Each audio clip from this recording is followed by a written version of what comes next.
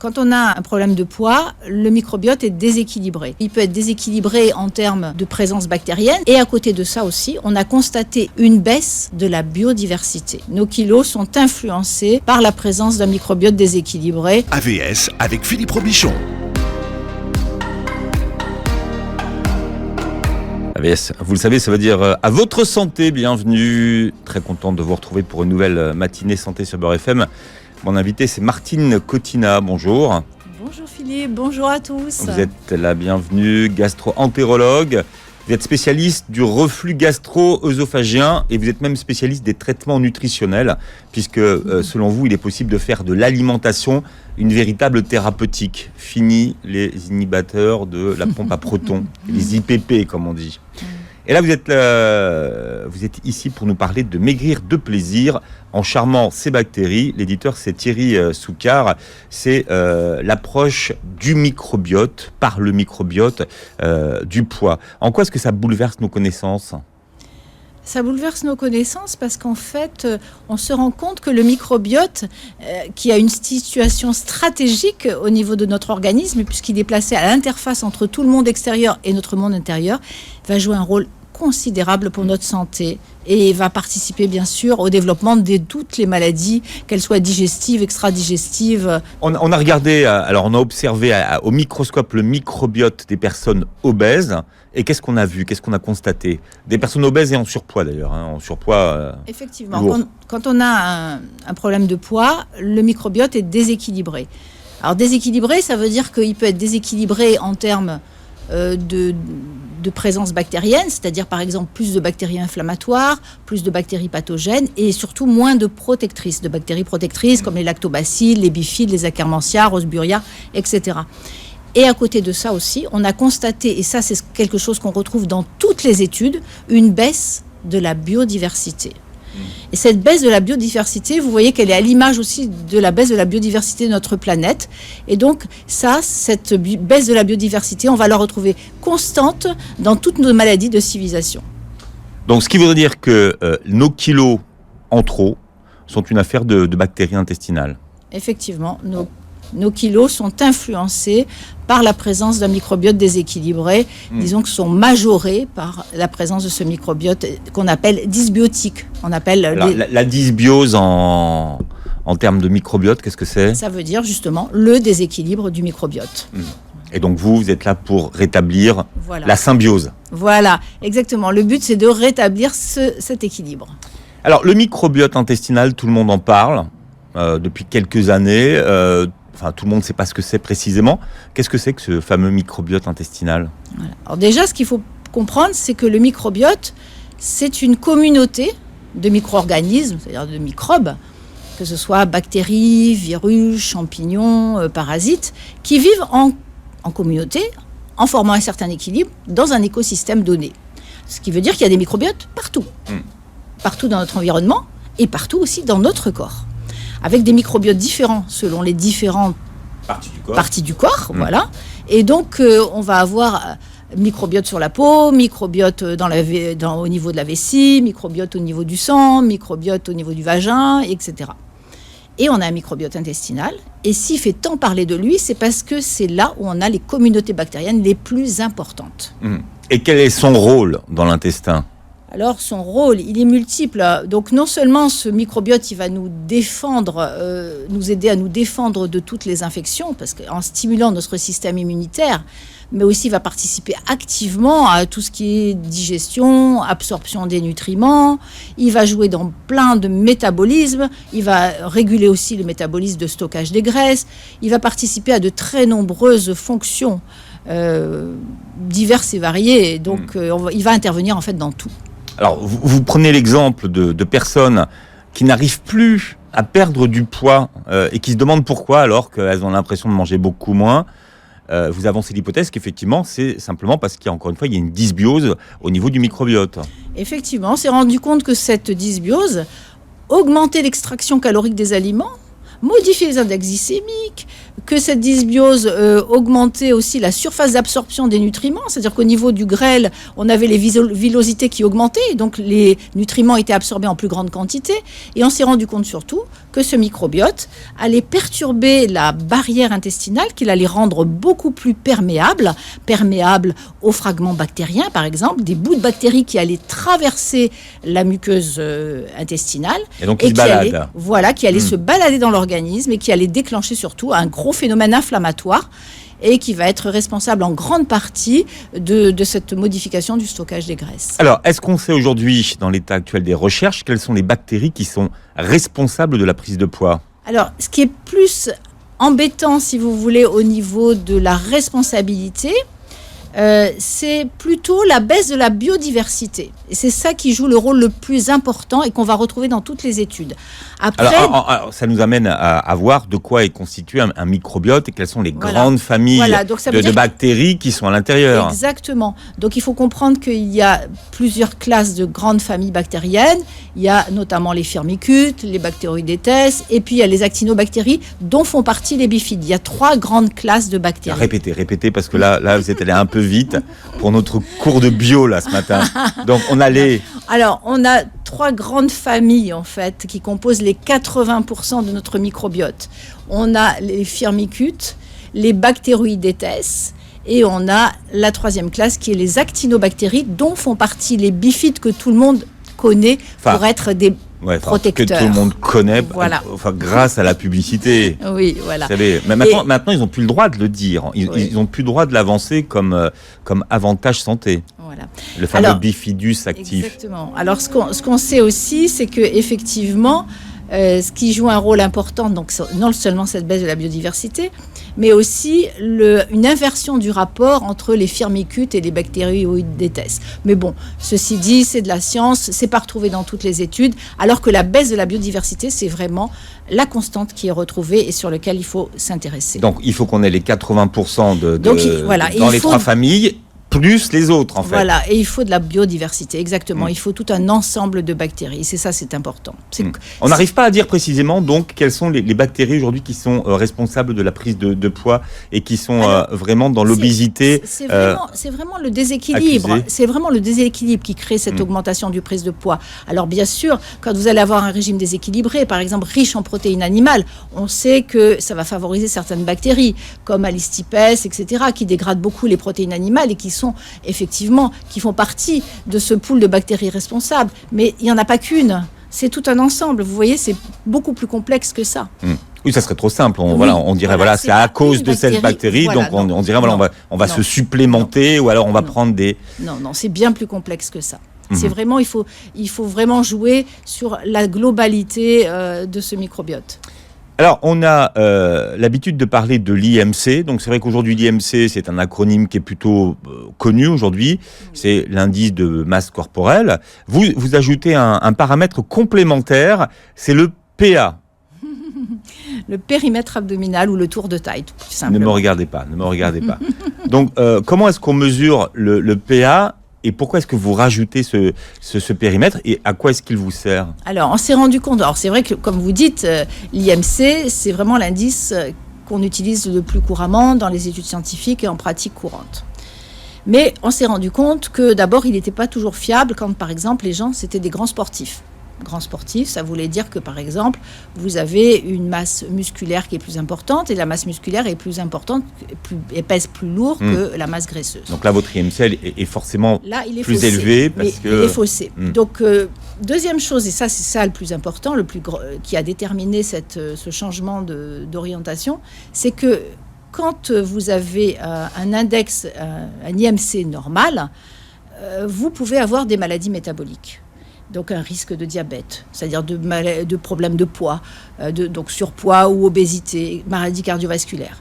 Et donc, en fait, on s'est rendu compte que ce IMC n'était pas vraiment le vrai reflet du risque métabolique.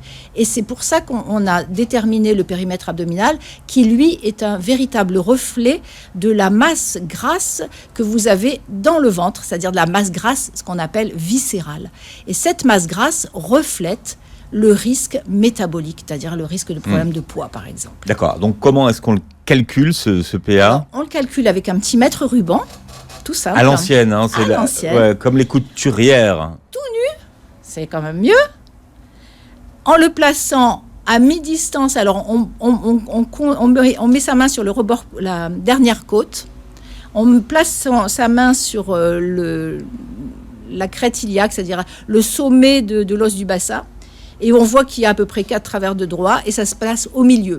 Donc on place, c'est pratiquement au niveau du tour de taille, on place son ruban. En fin d'expiration, on mesure, c'est tout. Fin d'expiration normale, pas fin d'expiration forcée. Une expiration normale. D'accord. Parce que sinon on va tricher. Oui. Voilà. Bon. Et donc là, on mesure tous les jours, enfin pas tous les jours, on le mesure une fois par mois. Votre PA, il est bien. Hein. Mon PA n'est pas très élevé, effectivement. Ah non, il est normal. Non, il n'est pas normal. Vous êtes affûté, hein. Vous êtes congruente, comme on dit. Eh ben, c'est important de montrer l'exemple. Mais non, sinon... c'est d'où la congruence. Oui. Vous illustrez parfaitement ce que vous dites et ce dont vous parlez. Donc, une fois qu'on a ce chiffre, ça nous donne quoi ensuite sur le PRA ? Alors, s'il est augmenté, effectivement, ça veut dire que vous avez un petit peu de graisse sur le ventre à perdre. Pas forcément de poids, mais de graisse sur le ventre. Et en modifiant votre alimentation, en augmentant votre activité physique ou en modifiant votre hygiène de vie, vous allez perdre ce qu'on appelle du tour de taille.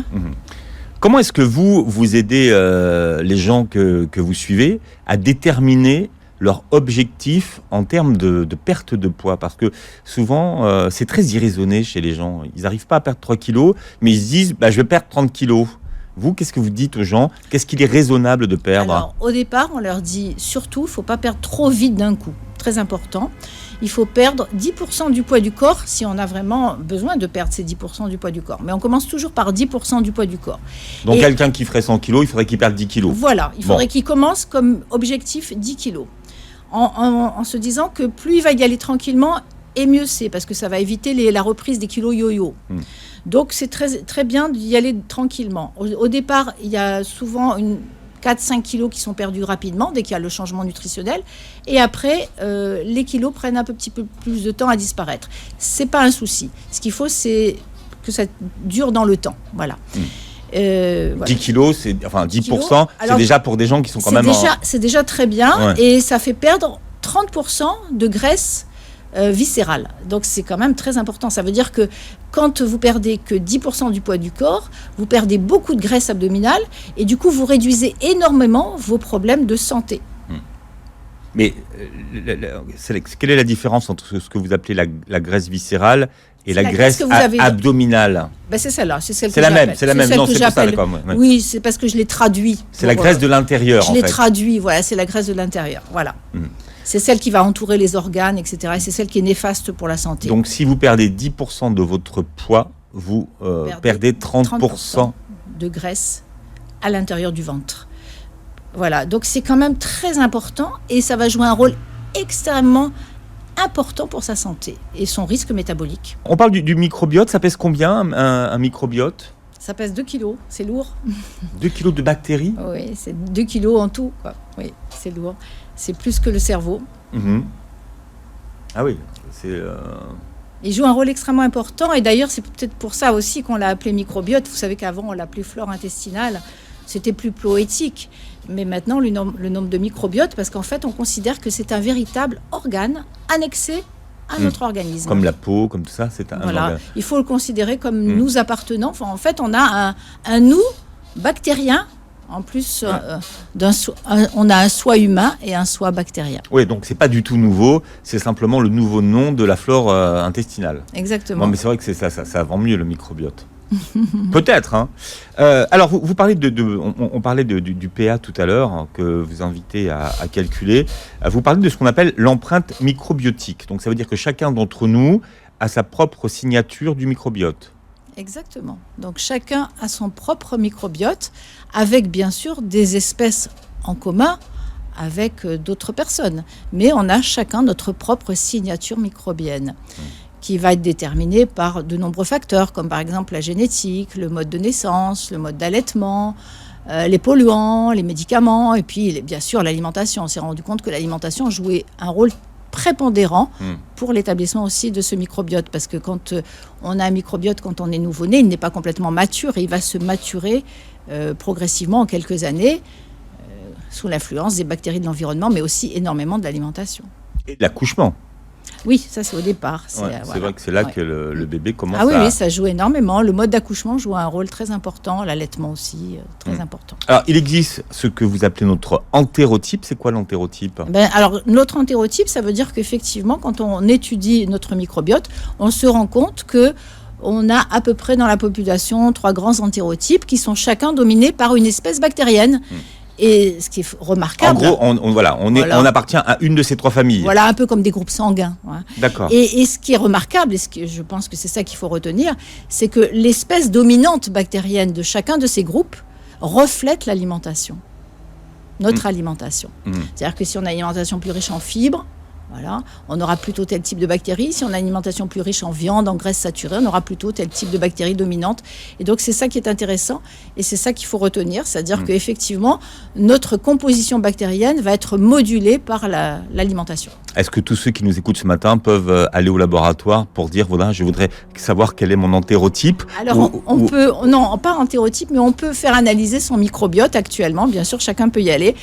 Pour l'instant, il faut savoir que ce ne sont pas des tests qui sont remboursés parce que malheureusement, ils n'ont pas encore été validés scientifiquement par nos pairs scientifiques. Mais ceci dit, ils sont très intéressants. Et qui peut les analyser alors ? Je trouve ça bien dommage qu'on ne puisse pas le faire régulièrement puisque je pense que la médecine de demain concernera. Il faudra s'occuper du microbiote, de son étude et de son traitement pour pouvoir guérir toutes les maladies. Mais qui c'est qui peut les lire les résultats de ces analyses ? C'est le problème, c'est que quelques médecins qui sont un petit peu au courant et qui connaissent. Donc vous, par exemple, Martine, on peut vous appeler, vous savez lire les résultats. Oui, heureusement. Je donnerai votre adresse email à la fin de l'émission, donc chacun... Je risque d'être débordé, Philippe, parce que ça intéresse beaucoup de monde. Non, la question, enfin, tous ceux qui nous écoutent vont vouloir savoir si finalement leur microbiote est composé des bonnes bactéries. Pour l'instant, c'est très difficile. Voilà, c'est très difficile à interpréter parce que je vous dis, pour l'instant, c'est pas un examen qui est fait de manière régulière. Voilà, pour l'instant. Alors, ceci dit, si on modifie sa santé, c'est-à-dire que si on arrange sa santé, si on perd du poids, si on retrouve la pêche, si on retrouve le sommeil, si on n'a plus de douleur abdominale, si on n'a plus de reflux, si on n'a plus de douleur articulaire, on peut franchement estimer qu'on a un bon microbiote. Voilà. Je crois que c'est un petit peu comme ça qu'on fait à l'heure actuelle. Comment est-ce qu'on peut savoir également le niveau d'inflammation de son organisme ? Parce que vous dites que ça, c'est très important, ce qu'on appelle les stress oxydants. Alors l'inflammation, c'est important parce qu'en fait, dès que le microbiote est perturbé, il va favoriser de l'inflammation. Et ce qui est remarquable, c'est que cette inflammation va être proportionnelle au poids. Et c'est elle qui va être responsable notamment de la résistance à l'insuline, donc de l'établissement du diabète, de la résistance à la leptine, donc ça veut dire moins de satiété, etc. Donc cette inflammation, elle est embêtante pour l'organisme et elle va favoriser les complications de l'obésité et des prises de poids. Donc, et comment on va la dépister ? Eh ben, on va la dépister tout simplement, par exemple, par une numération CRP, VS, etc. Et on va se rendre compte que la CRP est augmentée. Alors, cette augmentation, elle va être notable. Plus on aura des problèmes de poids, et plus elle va être importante. Vous dites que le microbiote fabrique lui aussi ses propres neurotransmetteurs. Alors, qu'est-ce que sont les neurotransmetteurs et quel est leur rôle ? Alors, les neurotransmetteurs... Parce que c'est plutôt le travail du cerveau, ça, d'habitude. Eh oui, mais le microbiote, il est fabuleux. Parce que d'abord, il faut comprendre qu'il a une quantité de gènes qui est bien plus importante que l'autre. 600 000 à 800 000 gènes. Par rapport à nos 23 000 gènes que nous avons. Donc en fait, ça veut dire qu'il a beaucoup de possibilités enzymatiques, il a beaucoup de... C'est un grand industriel, il peut fabriquer beaucoup de choses. Il fabrique des enzymes, il fabrique... des neurotransmetteurs qui sont des molécules chimiques. Alors, il y a quoi comme molécules chimiques ? Par exemple, vous avez la sérotonine, vous avez l'adrénaline, vous avez toutes ces molécules-là. Et ben, il sait les fabriquer, bien sûr. Il sait fabriquer de la sérotonine, il sait fabriquer du GABA. Une GABA qui est une substance justement qui nous calme. La sérotonine aussi, qui est bien connue pour être, entre guillemets, l'hormone du bonheur. Et donc, toutes ces substances-là, elles sont très importantes pour notre morale, notre santé, etc. Et donc, il sait les fabriquer. Donc, finalement, ce qu'on mange contribue à notre humeur. Ouais. Exactement. Donc effectivement, le microbiote intervient sur la réaction au stress, il intervient sur l'anxiété, sur la dépression. En fait, le microbiote intervient partout. Alors, quels sont les amis et les ennemis du microbiote ? Déjà, vous dites que finalement, sa composition peut varier rapidement. Donc, ça veut dire qu'on peut très bien changer la composition de notre microbiote en quelques jours en fonction du changement de notre alimentation. Exactement. Ça a été montré, par exemple, avec des études. On a fait manger des volontaires, on leur a fait manger que des protéines animales, que des produits animaux. Et on s'est rendu compte que leur microbiote avait changé en 3 jours. Voilà, donc ça peut aller très vite, effectivement. Et là, il change en bien ou pas bien ? Non, avec des bactéries qui sont plutôt pas très intéressantes pour la santé, comme Alistipes, par exemple, comme on parlait tout à l'heure. Il y a une différence que je ne connaissais pas, c'est la différence qu'il y a entre les prébiotiques et les probiotiques. Alors c'est vrai que les probiotiques, on en parle beaucoup aujourd'hui, notamment au moment des changements de saison, de faire une cure de probiotiques pour notre microbiote, justement. Quelle est la différence avec les prébiotiques ? Alors effectivement, comme vous dites Philippe, les probiotiques, ce sont des germes vivants qu'on apporte, qu'on peut apporter sous forme de complément, mais aussi sous forme alimentaire, puisque par exemple, vous avez les aliments lactofermentés qui sont devenus très à la mode, vous avez le kéfir, etc., la choucroute, vous connaissez tous, qu'on peut manger cru, donc qui apportent des bonnes bactéries. Et puis à côté de ça, vous avez les prébiotiques. Et les prébiotiques, ce sont des substances qui vont nourrir les bonnes bactéries. C'est ça, les prébiotiques. C'est-à-dire qu'ils vont nourrir les bonnes bactéries et qui vont favoriser la croissance et le fonctionnement de ces bonnes bactéries protectrices que nous avons. Donc, est-ce que vous êtes en train de nous dire qu'il faut qu'on mange, nous, des prébiotiques, justement, pour nourrir ces bonnes bactéries ? Exactement. Alors, les prébiotiques, donc, justement, on va les retrouver. Une grande partie de ces prébiotiques, ce sont des fibres. Donc, on va les retrouver dans les fibres. Et puis, on va les retrouver aussi dans les polyphénols, qui sont des super antioxydants, qu'on va retrouver dans beaucoup d'aliments. Alors, tout le monde sait qu'il y a du polyphénol dans l'huile d'olive, dans le thé, dans le chocolat. Mais aussi, il y en a beaucoup dans les fruits rouges. Il y en a aussi dans les noix. Il y en a aussi dans les herbes aromatiques, dans les épices, etc. Donc, il y a une grande quantité de polyphénol dans beaucoup d'aliments intéressants. D'ailleurs, sur le livre, je ne sais pas si vous avez vu, j'ai fait un grand tableau avec toutes les valeurs des aliments en polyphénol. Et puis, je ne sais plus ce qu'on était vous m'aviez demandé. J'étais en train de vous demander quels sont justement les fibres, enfin les amis, parce que je dis, est-ce qu'on doit manger des prébiotiques pour nourrir nos bonnes bactéries ? Donc, vous parliez des polyphénols, mais il y a d'autres amis, hein.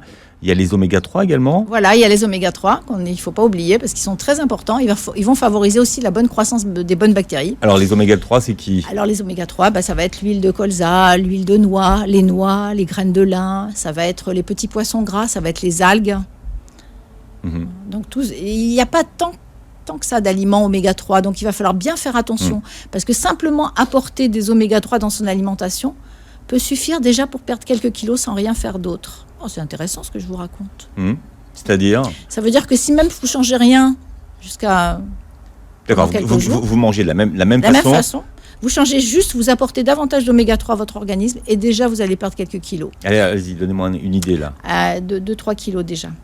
C'est intéressant déjà sans rien changer. Et puis alors la deuxième chose qui est intéressante, qui est importante à savoir, c'est que quand vous apportez des fibres prébiotiques ou des fibres dans l'alimentation, surtout les fibres prébiotiques, c'est-à-dire fibres prébiotiques, ça va être tous ceux qui donnent des gaz. C'est-à-dire c'est les artichauts, c'est les topinambours, les poireaux, les oignons, etc. Tout ce qui fait péter. Voilà. Et c'est comme ça qu'on reconnaît que c'est un prébiotique. Donc ce sont des bonnes fibres prébiotiques et ces fibres prébiotiques, elles vont permettre de diminuer l'effet néfaste des graisses. C'est-à-dire que même si vous mangez aussi gras, c'est pas terrible pour la santé et on sait que c'est pas terrible pour le microbiote si vous mangez trop gras, trop de graisse saturée, trop de graisse animale, etc. Mais si vous compensez en apportant des fibres prébiotiques, ça va limiter cet effet toxique du gras sur le microbiote. Donc, ce sont des manières pour se protéger, même si on ne change pas beaucoup de choses dans son alimentation, on peut au moins augmenter ces aliments protecteurs. Alors, on a vu les amis, 3 amis des bactéries, les fibres, les polyphénols et les oméga 3. Il reste une 4e famille, les protéines végétales. Alors, voilà. Qu'est-ce qu'on appelle les protéines végétales ? Alors, les protéines végétales, elles sont intéressantes parce qu'en fait, vous amenez à la fois des légumes, par exemple, vous amenez des légumineuses. Les protéines végétales, c'est les légumineuses, c'est par exemple les oléagineux, c'est les céréales complètes. Et donc, non seulement elles apportent des protéines végétales, surtout si on les groupe bien entre elles, mais en plus, elles apportent beaucoup de fibres, des minéraux, des vitamines. Donc, ce sont des aliments riches au niveau nutritionnel. Attention, un petit peu caloriques, certes, mais riches au niveau nutritionnel. Ce ne sont pas des calories vides, comme par exemple quand vous mangez du riz blanc, des pâtes blanches, ou quand vous mangez, par exemple, de la viennoiserie, des gâteaux, des choses comme ça, qui n'apportent que des calories, qui n'apportent pas beaucoup de nutriments. Ce que vous expliquez, que c'est si on mange des pâtes ou du riz, par exemple, il faut manger des légumes avec. Oui, voilà, il faut toujours manger des légumes avec. Et ce qu'il faut savoir, c'est que les légumineuses sont beaucoup plus intéressantes, par exemple, que les céréales. Et donc, les gens mangent beaucoup plus de céréales et encore plus raffinées, ce qui est Donc bien les dommage. céréales, c'est les pâtes. C'est tout les ça. pâtes, Ouais. le pain, etc., que de légumineuses. Les légumineuses ont été un peu des oubliées. C'est parents pauvres, c'était les légumes du pauvre, en fait. Oui, les exactement. légumineuses. Et maintenant, il faut les remettre au goût du jour parce qu'elles sont très intéressantes pour notre microbiote. Donc, Alors, les lentilles, ouais. les pois chiches, les haricots. Hmm. Donc, bien sûr, ce sont les haricots qui donnent le plus de gaz, mais lentilles et pois chiches sont vraiment très bien supportés. Les faire tremper la veille. Après, il y a une question de cuisson aussi. Voilà, si on veut éviter les catastrophes. Exactement. Les faire d'abord bien tremper, jeter l'eau le lendemain matin, les refaire cuire dans une bonne eau, bien cuire. Et si vraiment vous avez du mal à les supporter, vous les broyez en soupe. Et alors là, vraiment, vous n'avez plus de gaz. Ou alors mieux, vous les faites germer avant de les cuire. Ça, voilà, autre chose. Voilà, donc voilà. Il n'y a pas un truc de bicarbonate dedans pour les. Il y en a Alors, qui... on peut mettre, il y en a qui effectivement, font pendant la ça. cuisson, on Ouais. peut mettre du bicarbonate, on peut mettre de la badiane aussi, c'est-à-dire l'anis étoilé, pour diminuer effectivement le risque de gaz. Donc, on a parlé des probiotiques, des prébiotiques, des amis des bactéries. Et maintenant, quels sont les ennemis des bonnes bactéries? Les ennemis sont très, très nombreux, Philippe, très nombreux. Donc, aussi bien au niveau de l'alimentation, donc par exemple l'excès de graisse saturée, le sucre, les sucres cachés, le fructose. Alors, vous parlez du fructose qui est dans les fruits ou du fructose industriel? Industriel, parce qu'il faut bien le différencier effectivement du fructose qui est lié aux fibres, qu'on appelle des fructo-oligosaccharides, qui sont liés aux fibres et qui n'ont pas du tout le même risque, parce que d'abord on en consomme beaucoup moins, et en plus ils sont liés aux fibres. Là, je parle du fructose industriel qui a été rajouté dans l'alimentation. Ça a été une grande mode à un moment donné, parce qu'on s'est rendu compte que le fructose ne modifiait pas beaucoup l'index glycémique. Et donc, il a été utilisé vraiment beaucoup, en grande quantité, par l'industrie alimentaire. Et on s'est rendu compte que ce fructose participait à cette épidémie d'obésité, qu'il était métabolisé par le foie et qu'il allait être responsable de ce qu'on appelle le foie gras, c'est-à-dire la stéatose hépatique. On appelle En grande partie, la quoi. NASH aujourd'hui. Hein. Bien sûr, la NASH. En grande partie, parce que bien sûr, il y a d'autres facteurs qui interviennent. Alors, donc ça, il faut faire attention au fructose industriel. La famille des édulcorants aussi. Alors, la famille des édulcorants. Alors, qu'est-ce qu'on appelle un édulcorant? Un édulcorant, c'est ce qu'on appelle vulgairement le faux sucre. Donc, tous ces faux sucres, effectivement, il faut s'en méfier parce qu'ils peuvent complètement déséquilibrer le microbiote. Et donc, Tout ce qui est aspartame, tout ça, sucrète. Xylitol, aspartame, saccharine, voilà, tout ce type d'édulcorant qui est utilisé, il faut essayer de les éviter. Est-ce qu'il y a des cuissons qui sont toxiques pour le microbiote? Exactement. Les cuissons toxiques pour le microbiote, ça va être toutes les cuissons haute température. Alors, aussi bien à la poêle, aussi bien au barbecue, aussi bien en haute température, même dans le four. Et donc, tous ces produits de cuisson vont déséquilibrer le microbiote et l'appauvrir en bactéries protectrices, notamment en bifides, en lactobacilles, etc. Donc, effectivement, c'est un problème et il va falloir favoriser plutôt des cuissons plus fréquentes avec des cuissons vapeur ou des cuissons au mijotage, comme on faisait un petit peu dans le temps. Et ce qui veut dire quoi? Qu'il faut manger ces légumes plutôt croquants c'est mieux. ou est-ce qu'il faut favoriser le cru? Alors, c'est mieux certains aliments, on ne peut pas les manger crus, donc on va les faire cuire. C'est mieux de les favoriser croquants, par exemple comme les haricots verts. Et sinon, la plupart des aliments qui peuvent se manger crus, des végétaux qui peuvent se manger crus, bien sûr, il faut les favoriser crus. Pourquoi? Parce que vous allez avoir un maximum de vitamines, de minéraux. L'aliment cru va être riche en enzymes et il va être riche en microbiote. Vous dites d'éviter certains régimes. Alors les régimes, en tout cas les régimes à la mode, comme régime façon de s'alimenter, sans gluten, sans FODMAP par exemple. Pourquoi? Parce que dès que vous faites des régimes restrictifs, vous allez modifier le microbiote. Par exemple, un régime, prenez l'exemple du régime sans FODMAPs. Alors FODMAPs pour tout le monde. Alors ce sont tous les sucres qui sont fermenticibles, c'est-à-dire qui vont donner des gaz effectivement. Donc les gens les retirent souvent quand ils ont trop de ballonnement, trop de gaz, trop de flatulence. Et donc ce régime-là, c'est bien pour du court terme, c'est-à-dire juste quelques semaines pour soulager un abdomen, mais pas du tout sur du long terme. Pourquoi ? Parce que vous allez appauvrir la communauté bactérienne. Et à ce moment-là, on ne peut pas la rééquilibrer avec d'autres aliments ? Non. La communauté bactérienne, vous voyez. Oui, on peut la rééquilibrer, mais pas suffisamment, parce que là, vous avez retiré vraiment trop d'aliments intéressants. Donc il va falloir en réintroduire en moins. Peut-être pas tous, mais il va falloir en réintroduire une partie. Au moins quelques-uns. Voilà, au moins une partie. Ah, vous dites que les bactéries de notre microbiote n'aiment pas l'eau du robinet. Pourquoi ? Parce qu'il y a du chlore. Et le chlore, ça a une fonction bactéricide. Hein. Et donc ça peut être un petit peu embêtant pour la santé du microbiote. Donc qu'est-ce que vous proposez, vous, comme alternative ? Donc les eaux minérales, de préférence en bouteille de verre, donc c'est pas facile. Les eaux filtrées, pas les filtres tout simples, bon marché, bien sûr. Des eaux filtrées, comme par exemple, moi je conseille volontiers, on peut peut-être pas donner de marque. Alors, il faut en donner 3. Hein. On peut donner des marques ? Ah ouais, si vous en avez 3, c'est bon. Donc par exemple, le filtre Doulton, qui est assez pratique à utiliser, qui débarrasse du chlore. Voilà, qui débarrasse du chlore, mais aussi de beaucoup de polluants et de toxiques. C'est ça qui est intéressant. Et puis après, vous avez tous les appareils d'osmose inverse qui sont aussi intéressants et qui vont vraiment nettoyer l'eau pour la débarrasser de ces pesticides, des résidus médicamenteux, etc. Donc plus que le chlore, quoi. D'accord. Quels sont les traitements médicamenteux qui sont ennemis de notre microbiote ? Alors, il y a beaucoup de médicaments qui sont ennemis du microbiote, mais alors les grands responsables, ça va être les antibiotiques et ça va être les IPP, justement.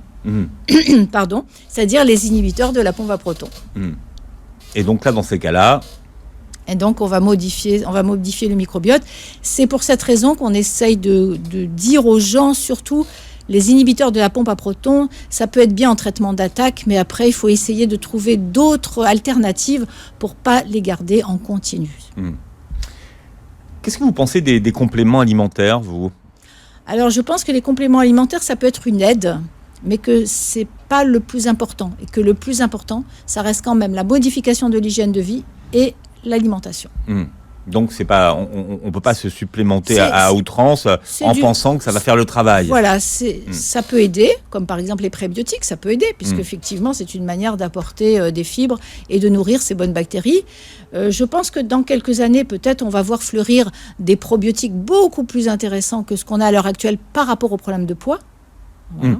Parce que les probiotiques sont très intéressants, mais en termes de poids, c'est pas, voilà, c'est. Mais il y a un business aussi, donc à mon avis, ça devrait apparaître, parce qu'il y a un gros business. Mais ça va venir. Effectivement, on aura de plus en plus des probiotiques beaucoup plus adaptés pour cette pathologie.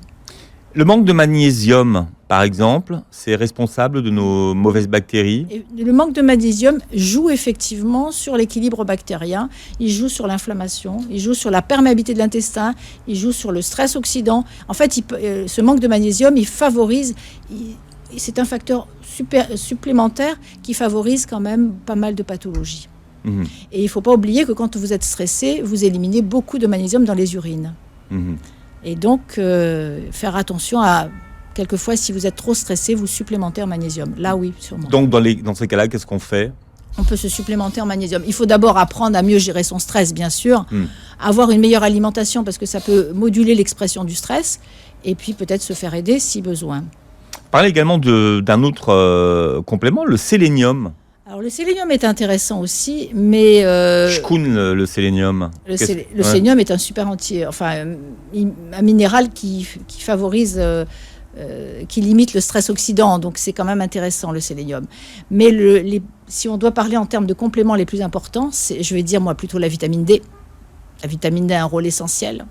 Alors vous qui vivez par exemple dans une région qui est très ensoleillée, est-ce que vous avez besoin de vous supplémenter en vitamine D ? Eh bien, contrairement à ce que vous pensez, Philippe, on a remarqué que beaucoup de gens qui vivaient en Méditerranée, justement dans ces zones chaudes, s'exposaient très peu au soleil entre midi et 16h, c'est-à-dire là, le moment où on fabrique sa vitamine D.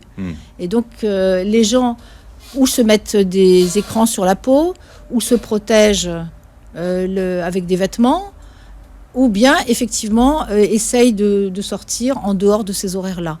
Et donc du coup, ils fabriquent assez peu leur vitamine D. Et quand on fait des dosages sanguins, nous en termes de médecin, en tant que médecin, on s'en rend compte. Quand on regarde ces dosages, on se rend compte que beaucoup de ces dosages sont complètement perturbés avec des taux de vitamine D effondrés. Est-ce qu'il y a beaucoup de médecins qui demandent justement cette supplémentation en vitamine D, en tout cas? Alors, moi, je sais que je le faisais très régulièrement dans les bilans sanguins que je propose. Tout le monde ne aux demande patients. pas, en fait. Mais c'est bien dommage parce qu'en fait, le fait de supplémenter à toute petite dose ne permet pas de savoir du tout votre statut. Et peut-être que vous êtes carencé en vitamine D et qu'il va falloir supplémenter en vitamine D. Et là, ça peut jouer un rôle pour justement vous aider à perdre du poids. Alors dans votre livre, il y a également des recettes pour ceux qui nous écoutent, qui voudraient savoir comment on fait des journées équilibrées. Vous donnez une recette de kéfir à la grenade et vous le faites en 2 fermentations. Pourquoi ? Alors le fait de faire une deuxième fermentation dans le kéfir, que ce soit à la grenade ou même sans grenade, le fait de faire une deuxième fermentation vous donne le pétillant.